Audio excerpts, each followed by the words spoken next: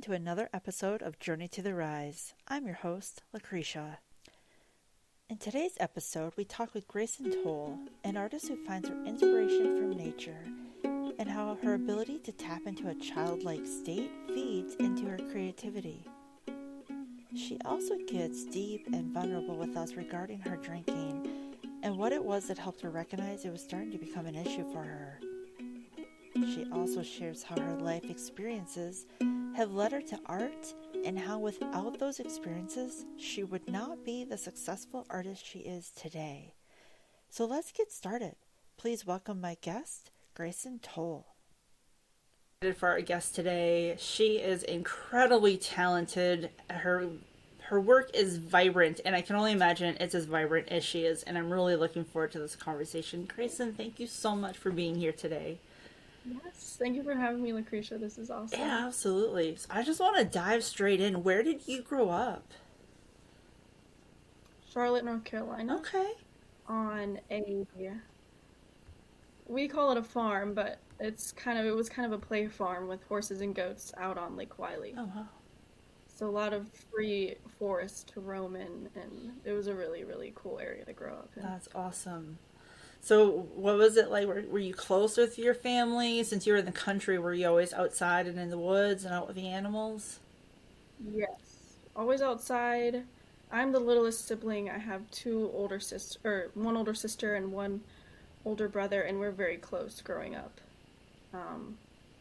Yeah, it was a unique little childhood experience because we were still in Charlotte, which is like a pretty urbanized area, but we were on the outskirts and we had total privacy in the woods.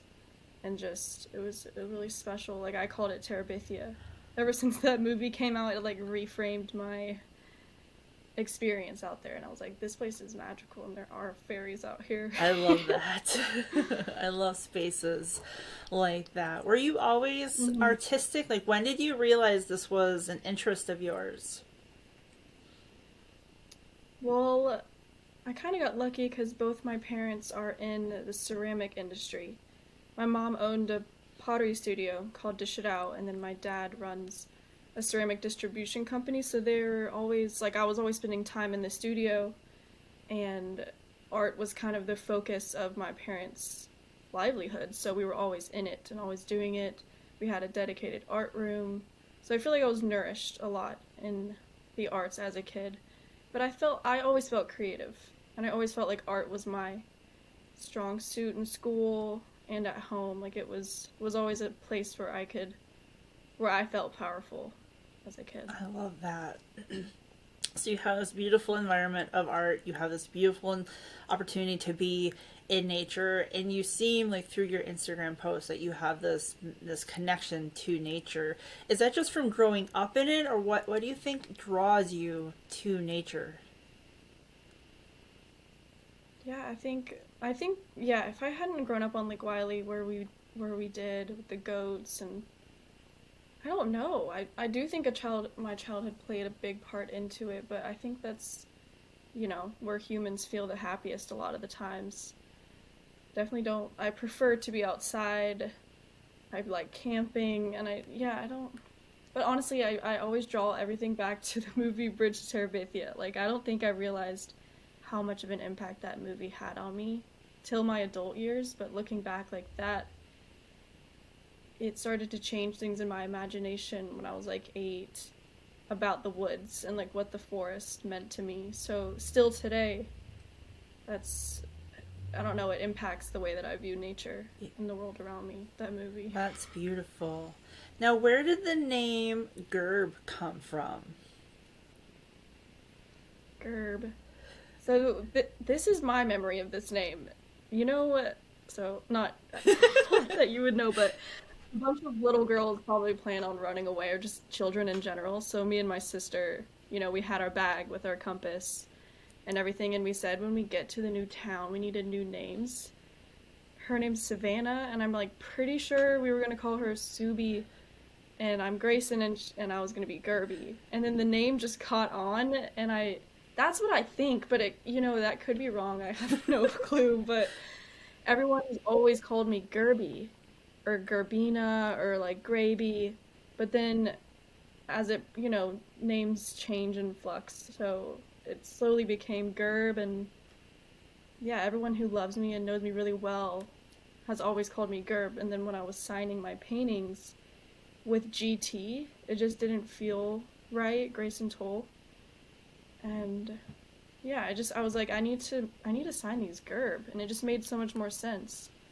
Even though it was a little awkward at first, I was like, what is this? What is GERB? I Yeah. still didn't really understand it. I love that. And I love the visualization of you and your sister with your little bags and a compass getting ready to run away. I know. You're ready for We did adventure. not know how to work a compass.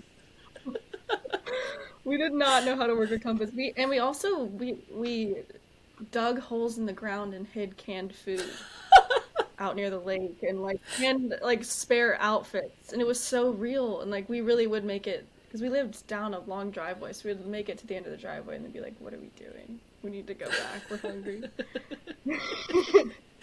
The adventure Really sweet to stopped think at about. the end of the Right. driveway.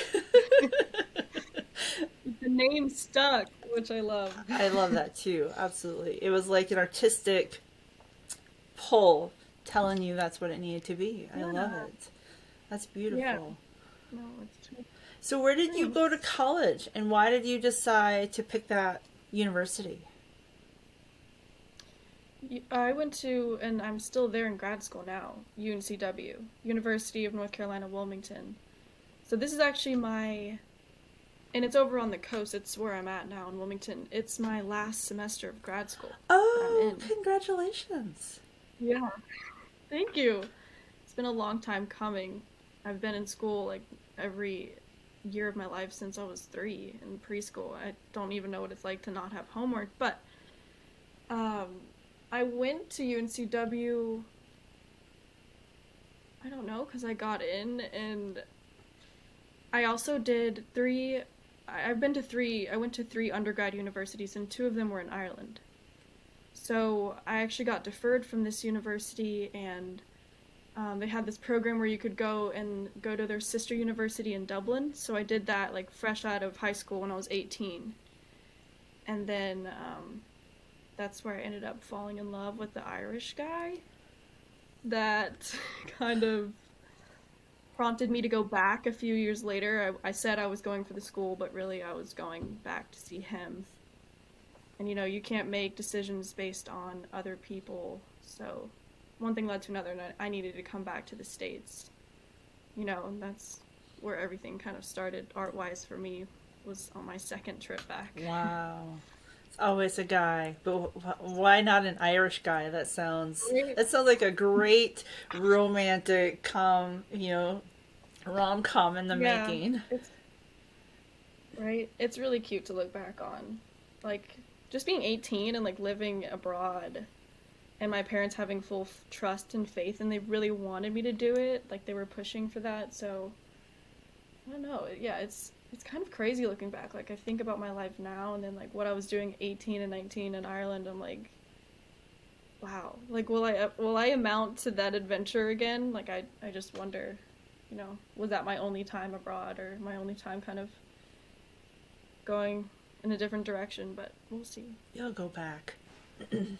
You'll have that opportunity. I don't know if I don't know if I can I don't know if I want to go back to Ireland, but I'd love to, live abroad again. Wow, that's amazing. And I've heard anyone who speaks about having that opportunity to go abroad never regrets Mhm. it, and they're always grateful that they No. went and embraced that opportunity. Yeah, definitely. It's kind of, I don't know, I get a little sad thinking about it, but I would never take it back. All those experiences and meeting him and going to that school was very valuable. It just feels so many years away. I mean, I'm turning 24 in a week or two, but and I was 18 when I moved there, but it still feels like another life. Like it feels crazy to think about me living there. But it was only like 4 years ago. Yeah, that's awesome. That's amazing. And that's part of your story, and that's what helps shape you and what help drives you and gives you a life experience that other people who are not willing to Yeah. go take that opportunity, I think they miss out. Yeah. no, 100%. And I'm grateful for that. That's awesome. Very grateful. I love it. Now, how did your art and your presence on Instagram start for you? Because you're very active there. I am. Maybe too much. um, what's crazy is I actually started the Instagram account like I had talked about the breakup and everything, but I started the Instagram account like a week before me and my Irish ex had broken up. So it was almost like, and the breakup was very spontaneous. I did not know it was going to happen, so I had that little account there for me waiting. It was like it was meant to be, but yeah, I guess I just started it because I had my iPad and I was doing little drawings and I was like, I want somewhere to upload this. But it turned out to be that I really, really needed it bad the following few weeks. And it was because sadly enough, it was like a way for me to communicate to him because he was still following the account of me like posting art and I don't know. But then it turned out to be like a few months down the line, it wasn't about him anymore and he wasn't following it. And it was like, whoa, like this is actually something that I can take and use to be productive instead of just loitering in my sadness and like trying to reach out to this person that's so far away. Yeah. Literally and figuratively. Right, right.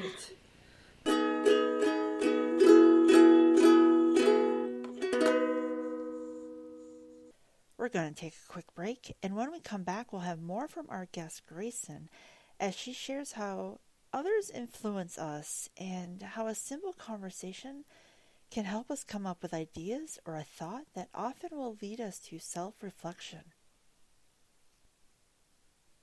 Are you utilizing your email list? Do you know that with the right message you can convert sales and grow your business with an effective email messaging system?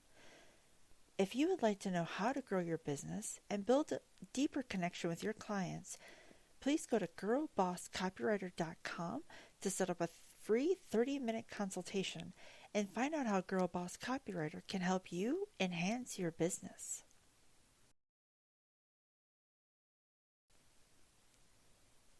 The goal for any business is to grow and reach a new level. Get there faster by being an authority in your industry with a video docu-series.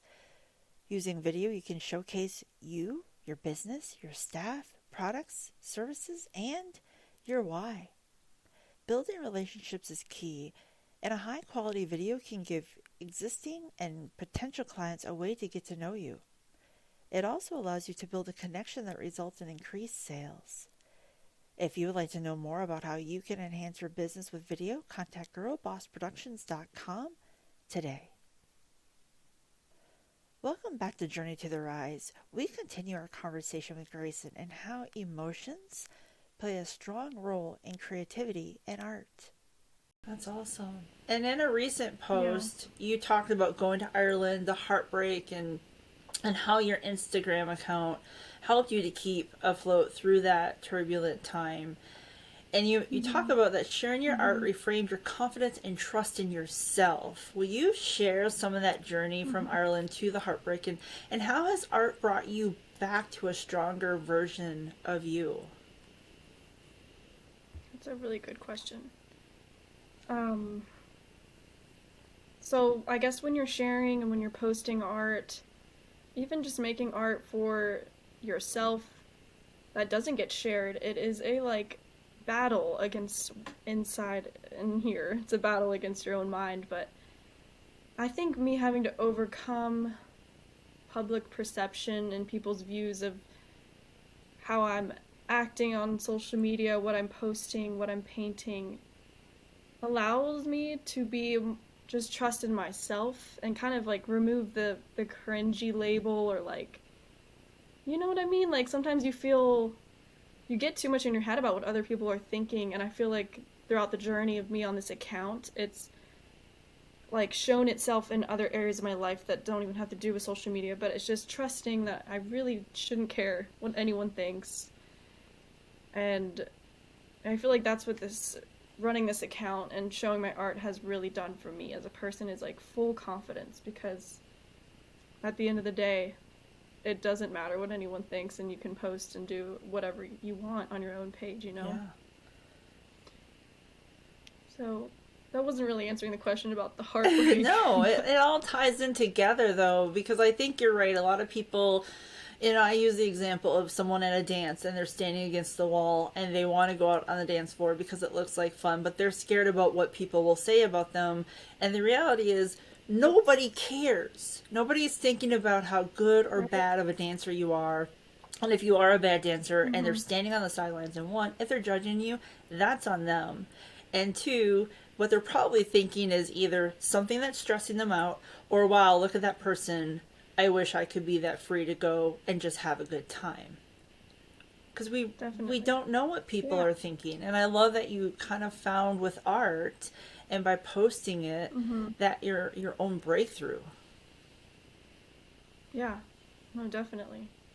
And also, like, I need to mention this in the beginning, when I was posting, when I was painting, even, like, the whole creative process was all under the influence of alcohol. Like, I did not feel comfortable doing it sober, not even painting. I didn't think I could paint anything worthwhile.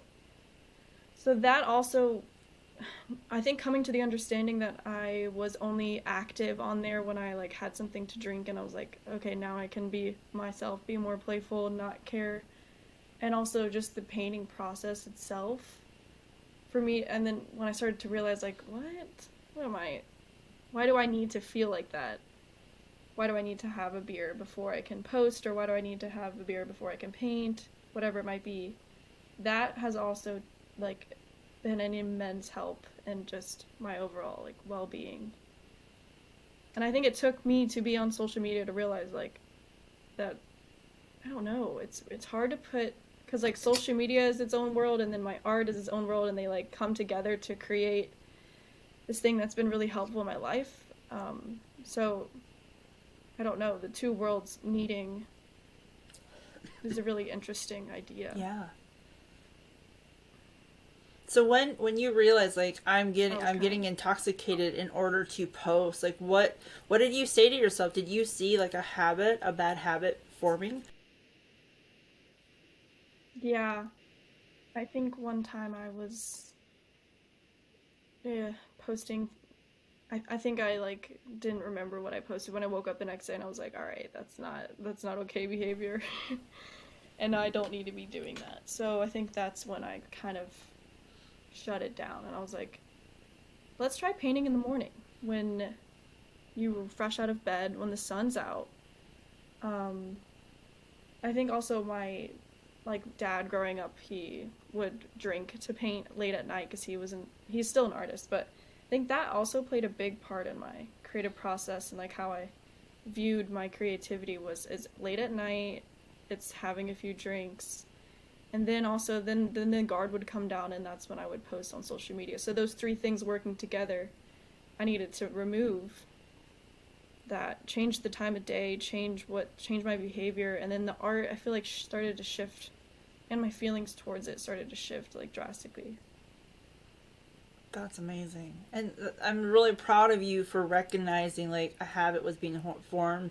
This is not how I want to Yeah, live my life. And like a lot of people don't see definitely. that, or they think, like you said, it's the artist thing. Like Anne Lamott, an author, she talks about Mm-hmm. her drafts having wine stains on them because she was so Mm-hmm. intoxicated writing. And Mm-hmm. she realized was an issue. At least I read an article where she stated she realized it was an issue, and she was doing a workshop and people wanted to see the pages that she had written on. And when she was handing them out, she's like, there's wine stains on this. Mm. This is a problem. Yeah, So, yeah. No, thanks for pointing that out.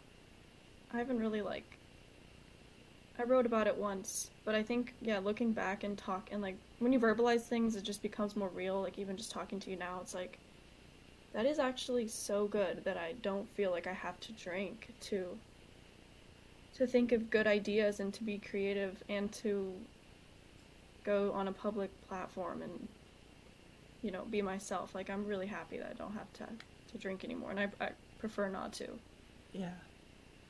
And the fact that you're willing to talk about it speaks volumes of not just yourself and your maturity, but it helps other people who are able to recognize those habits within themselves when they go home after maybe they've read your post when you speak about it, or you've talked to, overheard a conversation, whatever the situation may be, when they separate themselves from you, and then they can start thinking, oh, she caught herself doing that, now I'm doing that. And you, just by your vulnerability and being honest, that's helping people, and you probably don't even realize it.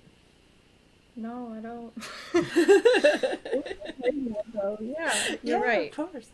Because this probably wasn't my original idea anyway, you know. We're always picking up things from other people, and it's sparking the interest in our own lives that we're taking.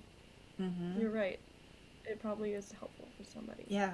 And that's why we got to talk about those hard conversations, because so often we don't, and then we go home and then people are struggling with that conversation with their internal voices. When they can hear Yeah. someone like yourself, they can reflect and be like, she did it, she recognized it, she stepped away, I'm going to dump this bottle out. Yeah. And you never really know what anyone's going through, you know, Never. until someone says it or someone's inquisitive about it, but you really don't. So it's nice to hear people be honest and open. Yeah, you're right. Yeah, we need more of that. And you're right, we don't know what's going on behind closed doors. We can think and we can create the story in our head and create a narrative of how we project and seem, oh, this is what's going on. When behind that closed Yeah. door is the truth, which is very honest and sometimes dark and sometimes hard. That's true. My cat just jumped up here. Hey, kitty. How are we having a parrot? What's your kitty's name? His name's Gumbo. Hi, He'll Gumbo. be turning 2 very soon. You're he's still both very having young. birthdays soon. Right? We're Happy both birthday to you Pisces. both. Nice. That's awesome. He's beautiful. Well, I'm glad he came Thank for a you. visit. Yes. He'll probably So do come you back. think, with all that said, do you think art is possible without heartache? Yeah. I don't know because it was such a I can't speak for anyone else but myself, and like feel like for me it was so helpful in starting the engine, like it was the catalyst that I needed to start creating, but I don't necessarily think it's vital or like it's a necessary element to creating art. But in my journey, it was. I don't think that if I was still dating that guy, I don't think GERB art would be a thing. I don't really think I would have stepped into this world at all because I was truly focused on the relationship too much. But I don't know. That's a really good question, and I would like to hear other people talk on that. Yeah, Yeah, absolutely. I don't know. I think when you think about the songwriters that are out there, and when you go to museums and exhibits and you get to speak to the artist, and I hear it in the media, like when an artist goes through a breakup, the response of journalists tend to be, oh, that was a rough breakup. There's going to be a really good album coming out. Because it seems like that Mm, pain gets poured into right? art. Yeah. Sadness in general. Maybe not even a breakup, but something, some sort of crisis happening. Because people need an outlet to get something out. But yeah, you're right. Like, people do get excited, sadly, when an artist has a breakup. But if you, like, I've noticed when I was hurting in that breakup for, I don't know, 2 years, but every single song is about love Oh, or no. about heartbreak or, like, and I was like, come on, like, can we have any Right. content that's not about love? I needed to take a break from it, you know? So there is so much art focused on it and centered on it because it's like, hang on, sorry. No, you're okay. Ugh. Excuse me. Um, forgot what I was saying. No, it's okay. You're all right. Do you think there's something about bringing life experience to creativity? Yeah, definitely. I was just listening to a podcast about like how do you be more creative and like what even is creativity because it's so intangible, but I feel like absolutely. Whatever the person's story and their timeline and their experiences, 100% develops into whatever their creativity means to them. I'd love to write a project on that. You should. That would be awesome. And then Yeah, add some it's a of your really good artwork to go question. with it. Yeah. And like, how do the two shape and form each other and inform each other of, I don't know, it's so hard because creativity and just like when I have an idea, if I don't immediately act on it, it can dissipate and like fly away and I'll never find it again. So it's just such an interesting creativity is such an interesting thing, you know? Hmm. Like I I've don't been really around understand it. writers who touch on what you just said, and I've been in a room with them where the discussion was the universe sends you ideas. And if you don't act upon the idea that the universe sends you, it's going to give it to someone else because it's finding that right fit to Mm, I write, like that. create, paint, you know. So yeah, I love getting into those conversations Yeah. because like when that like what you just said, I'm like, oh, I've had those conversations. Like, Mm-hmm. I think it's a shared experience. Wait, I really like what you said about the universe drops it and like you have it kind of is like a gift you can accept or maybe you're not ready to yet and then mm-hmm. wake up the next morning with a new idea that they dropped in your lap. Yeah, Kill 'em both. kitty claws. He's biting.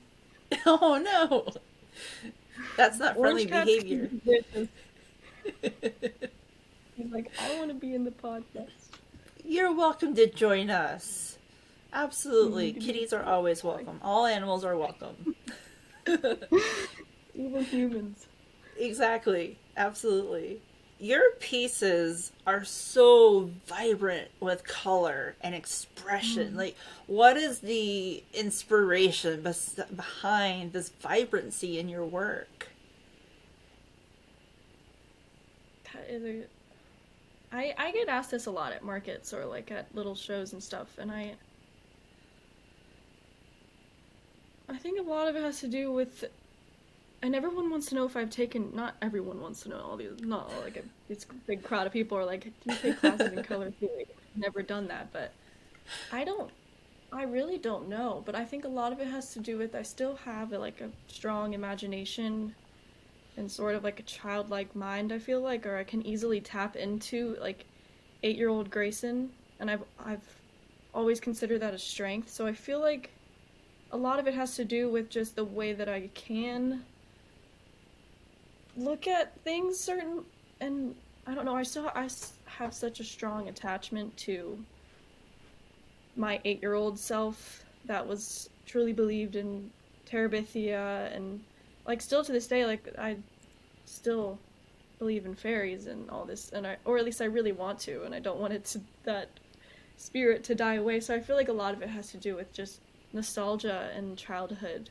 connection for me. I love that. I also believe in fairies and unicorns, and I believe that they are out in the Oh yeah. woods and they prance in fields of flowers with lightning bugs, and Yes. that's just fact. Yes. That is no, I'm with you on that. We'll have to go find them sometime. I Yes, think please. it I think it's up to us to, create our realities. They always say that, like whatever you speak is your existence and like I Hmm. want my existence to be fairies and I want to live in Pixieland. So, I'm going to talk about Absolutely. it. Yes. Absolutely. Yeah. 100%. Now, some of your pieces have what I feel like this Picasso vibe to them. Do you draw from him or other artists for inspiration? I wouldn't say I draw from him, and I've heard that before.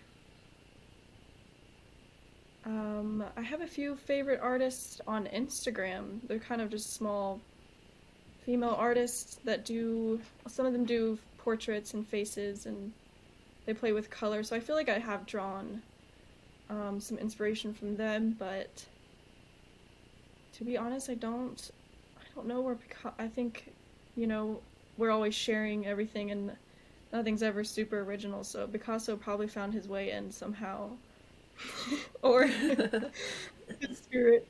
I don't know. That's a Yeah. good question. I still don't know. Like, I don't quite know what's fully inspired my pieces, but I think I'll know one day, Yeah. hopefully. And if not, I think for an artist, that's okay too. True.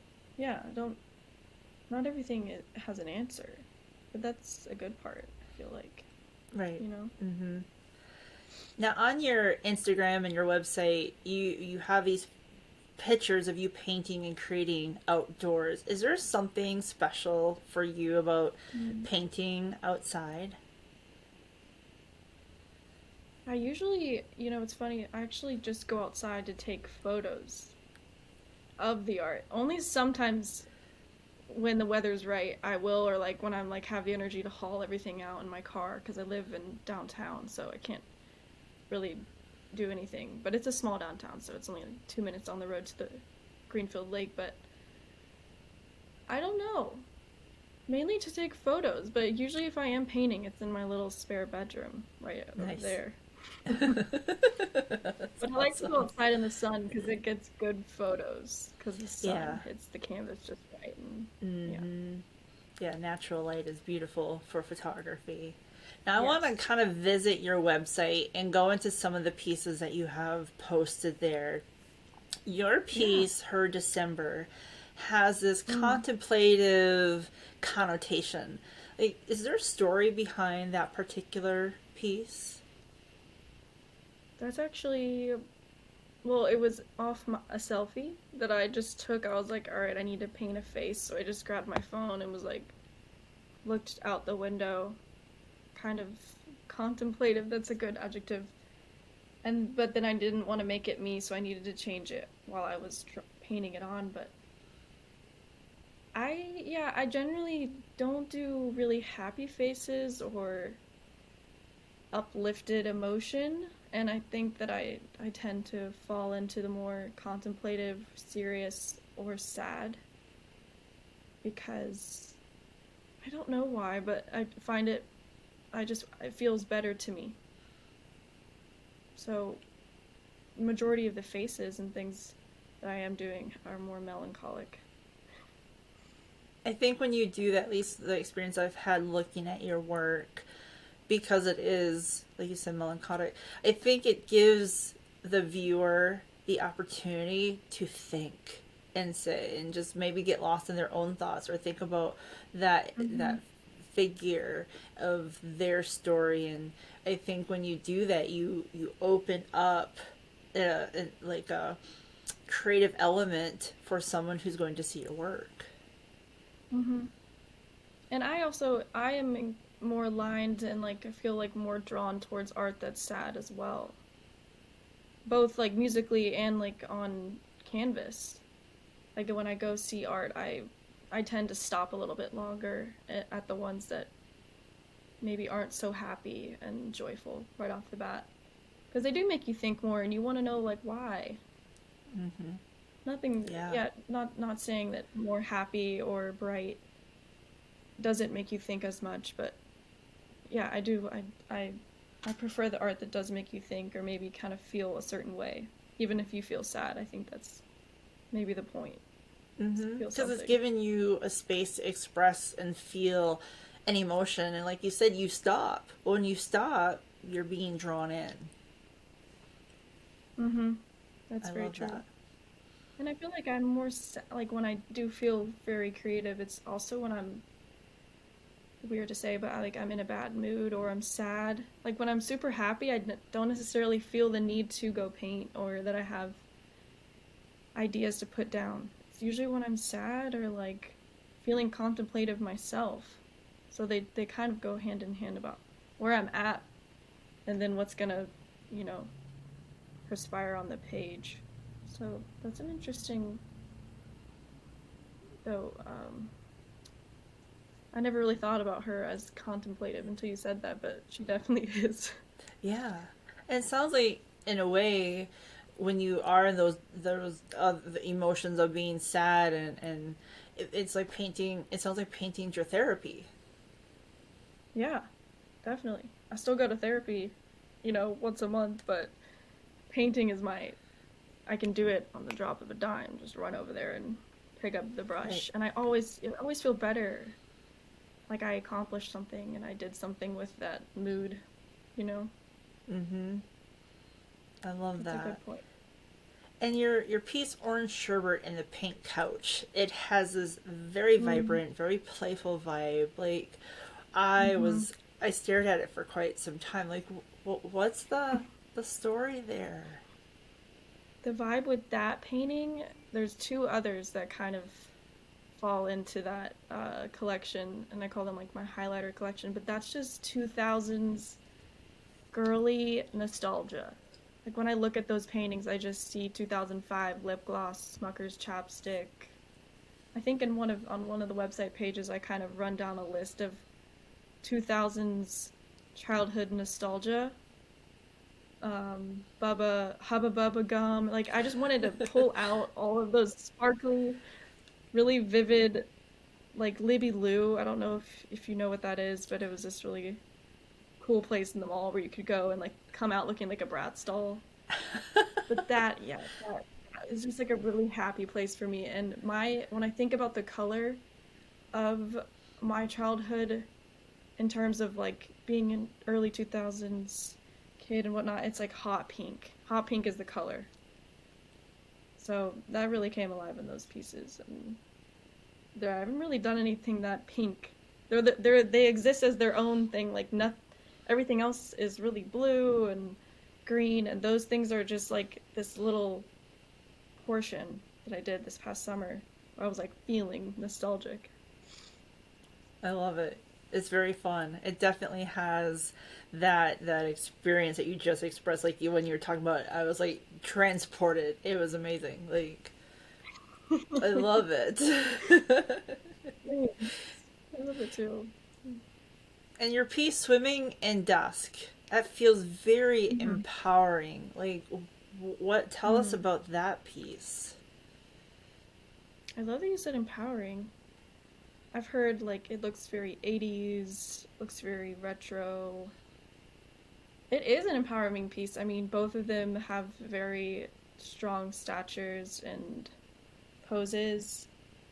But yeah, I think painting nude women and being a woman myself, it is just like an empowering thing. And I don't know, women are just divine creatures. And for the longest time, men have the most, some of the most expensive and popularized pieces are of naked women, but they've only ever been painted by men, like at least like the top 50, whoever's ranking them. But women and women painting nude women rarely, you know, female artists just don't make as much money and they don't get as much notoriety. But I think like taking the power back and being like, there's a hashtag women painting women, and I just love that. And yeah, I think that is empowering, being able to paint your own self. And a lot of people have questions, and a lot of people like want to know my sexuality because I paint naked women.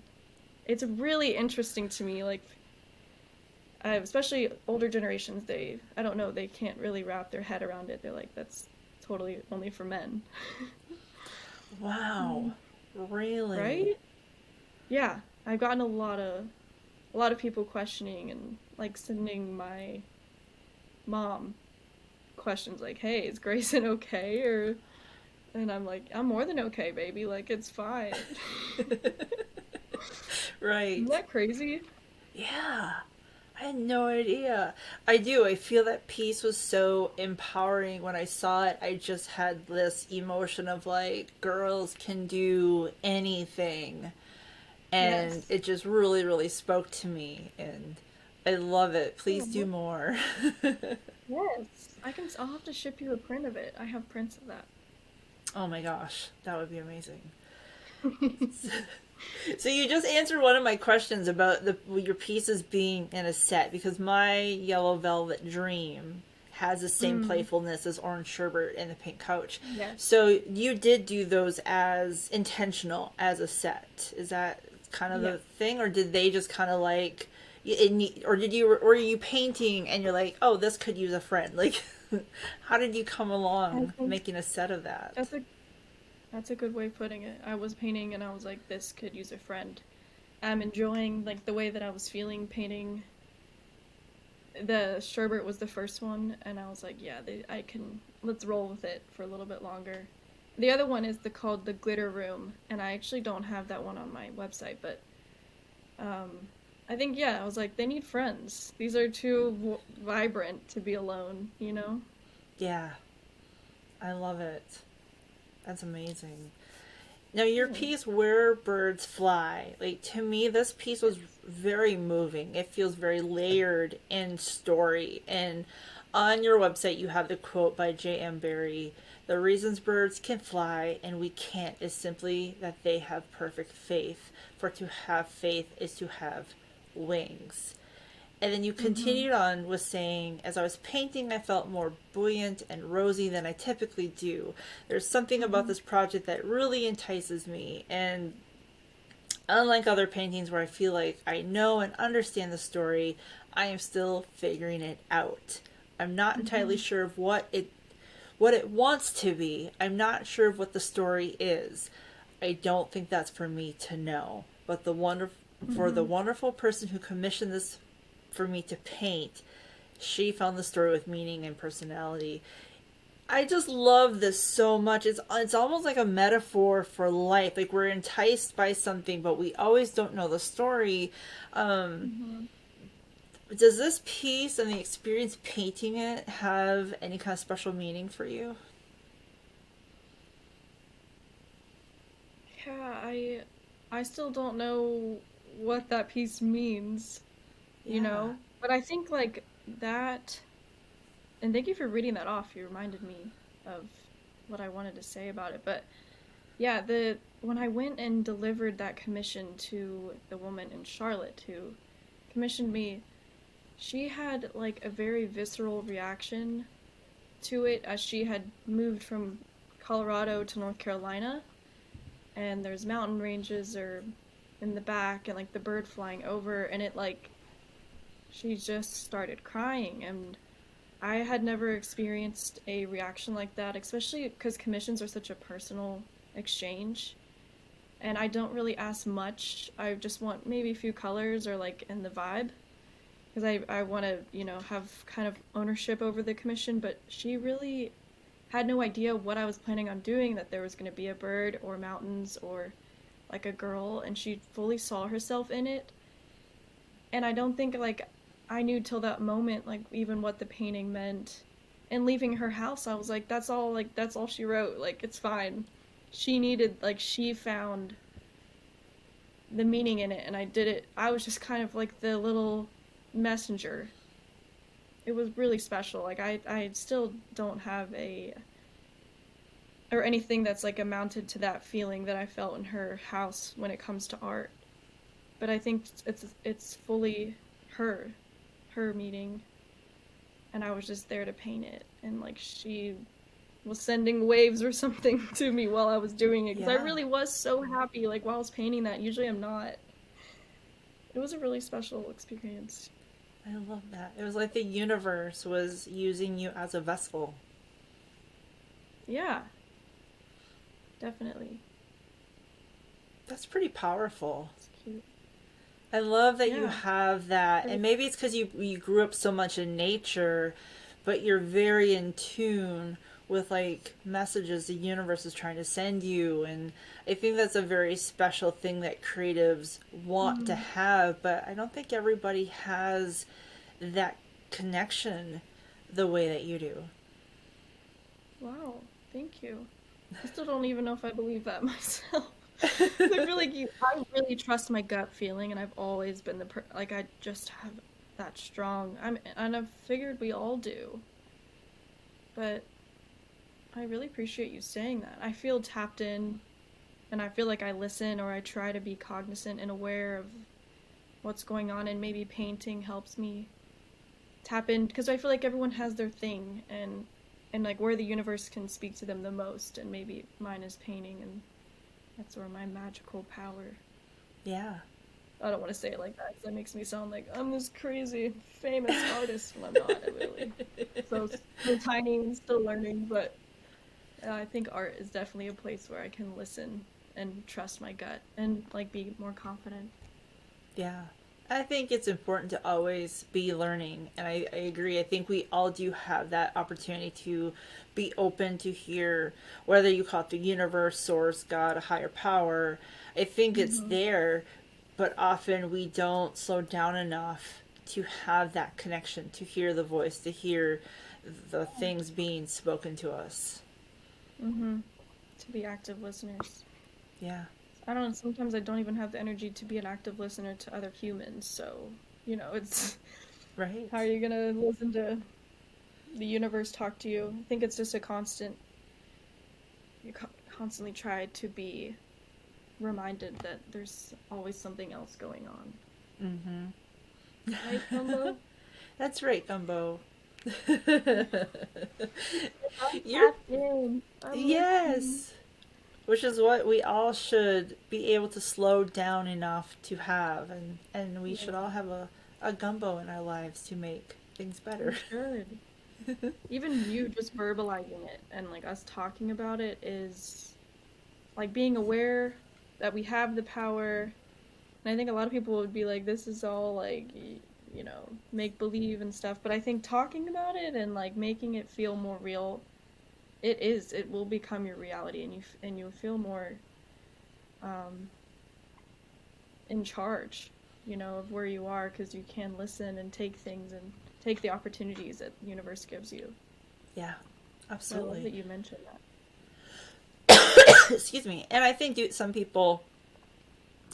people do say like, "Oh, that's woo woo," but if you talk to someone who's spiritual, whether it is with God, their own spiritual Mm-hmm. practice, a connection with the universe, like however they want to label it that fits for them, Mm-hmm. they would agree. Like there's definitely something, there is a power, there's an energy that it helps. I think it's there to help us and guide us and call it woo woo. That's fine. Like if that's what helps you get Right? through the day by calling it woo woo, it's still there. Right? Yeah. I fully believe in that. Mm-hmm. Plus, it doesn't hurt anybody to, believe in fairies or believe in the universe. Like, whatever, we're only here for a short amount of time. Just Yeah. do whatever you want and Mm-hmm. live however you want as long as it's not hurting anybody. There's really nothing to be said?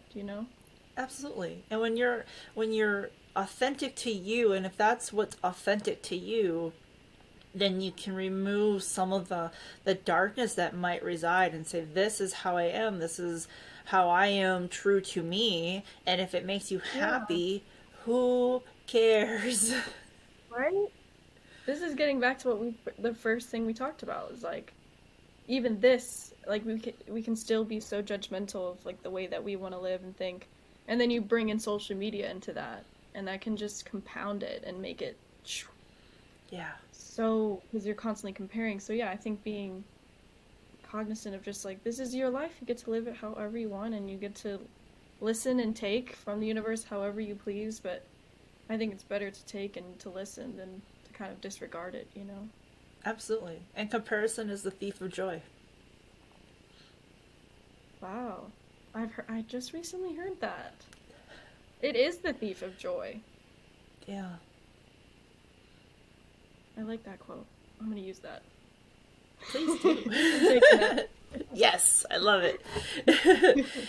Your pieces, we've talked about how they're very bright and bold, and they traditionally to be a large format. Like, what is the draw to you to have those larger pieces?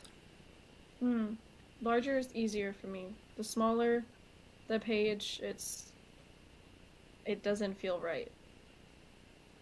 It's simply put, I enjoy it more when it's bigger. I would like to even have bigger, but my car doesn't hold that big of canvases, and getting them shipped is a whole story. You know what I really need to do? I need to start creating, like making my own canvases. Yeah. But once I have the means to do that, maybe a bigger space, there will be bigger ones. So be ready. Nice. I love it. That's amazing. Now, your art and business just turned 3 years old. How does that feel for you? Hmm. That feels crazy. I've been talking a lot about, even to my students, like how fast time is moving. But then looking back and I'm like, oh my gosh, it's been 3 years. And it's also been like 3 years since I was in the really broken down, sad Grayson mode. So just the growth and like everything I've learned and all the connections I've made, it feels like 3 years makes a lot of sense. Even though it feels like it's gone by so fast, but yeah, I think reflecting back on it has been really nice. And I'm just thinking about like when I was first getting into this and I was like painting people's dogs, and I really had no authority over what I wanted. I was so confused, but I just like wanted to make a bit of money, um, slash just trying out something new. But yeah, looking at it now and how much I've learned and time, I guess time is so necessary, especially when you're getting into a new field and a new little area of life. So yeah, happy birthday, GERB. Yay! That's really exciting. And what are your Yeah. goals for you and your art for this coming year? Mm. I'd love to have some more gallery shows, and yeah, I haven't written them down. That's what I've been wanting to do. Write them down, and they'll start to make more sense. But this past year, I wrote down to have my first gallery for 2022, and I did that, which was awesome. And I also started my website this past year, did my first market, which I had a few of those, maybe 10 or so. Did first merch drop. Like I had all these little firsts that I did because I wrote them down. So thank you for reminding me. I need to write my goals down because it makes them more achievable for sure. It absolutely does. Writing it down, having a vision board, it makes a big Yes. difference. Yeah. Now, if there's someone out there and they want to paint, they want to draw, they want to write, maybe they're feeling stuck. Like, what kind of advice would you have to share with them? Mm. I always tap in, like I said, to my childhood. And maybe some people don't want to do that, but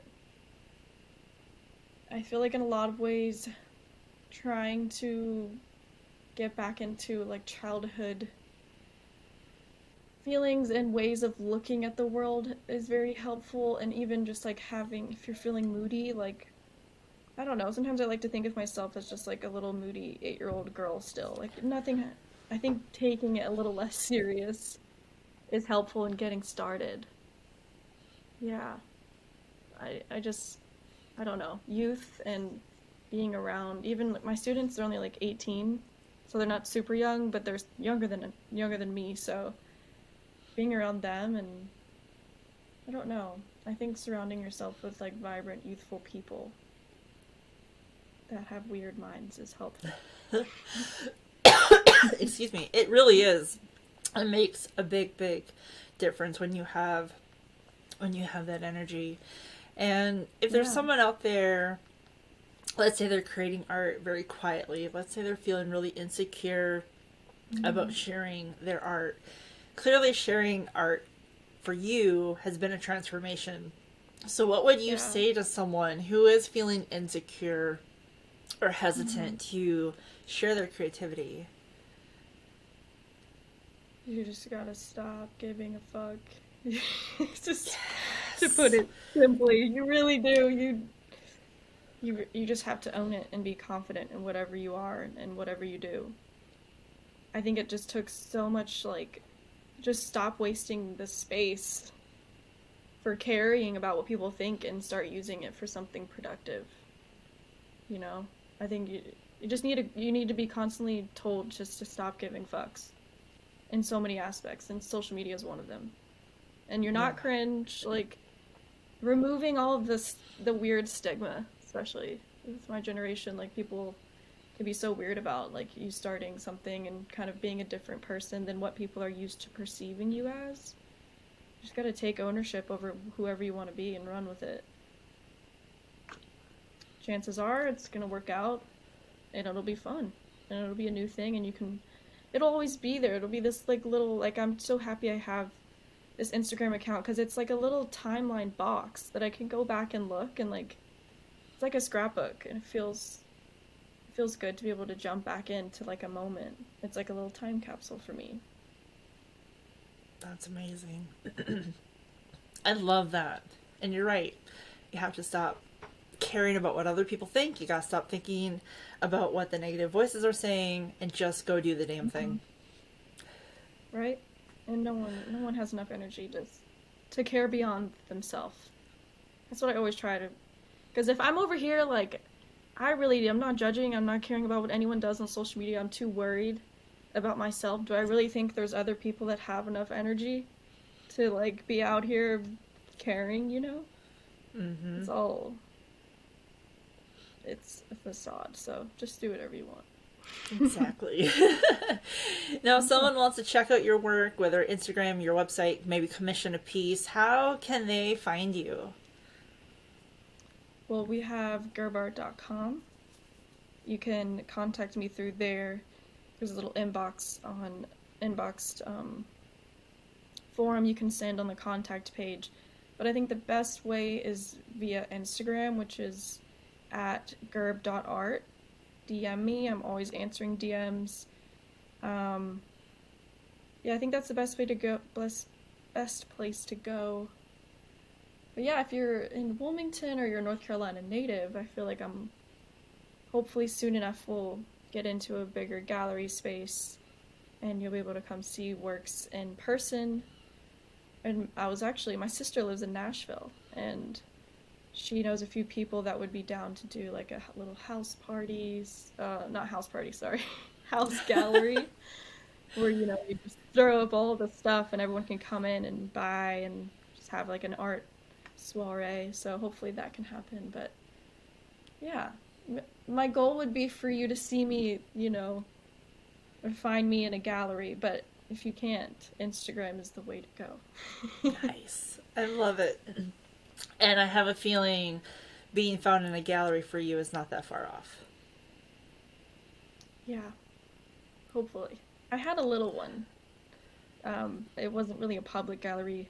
It was kind of an old warehouse, but still, it was awesome, and I needed that as my first gallery.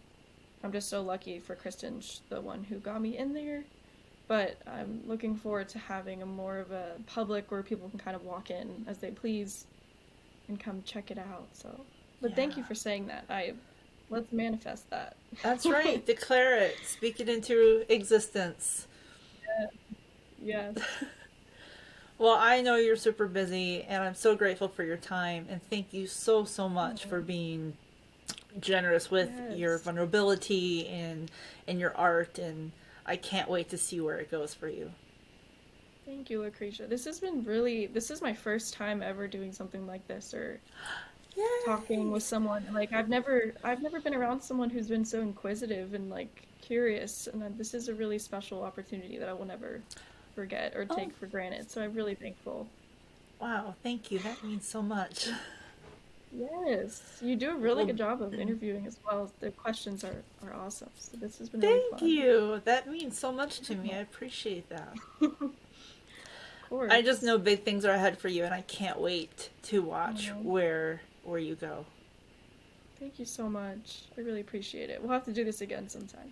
Yeah, absolutely. You got to follow up and see where your journey's been taking you with your art, and your kitty needs to come back to make another appearance. Yes, I love that. We have to check back in at some point. Perfect. Well, thank you so very much. I really appreciate you and your talent and your time. Thank you. I appreciate it. That's it with artist Grayson Toal. Next week we talk with Dan Blevins. You may know him as Zombie Dan on TikTok. And he's making changes in lives in ways he never imagined.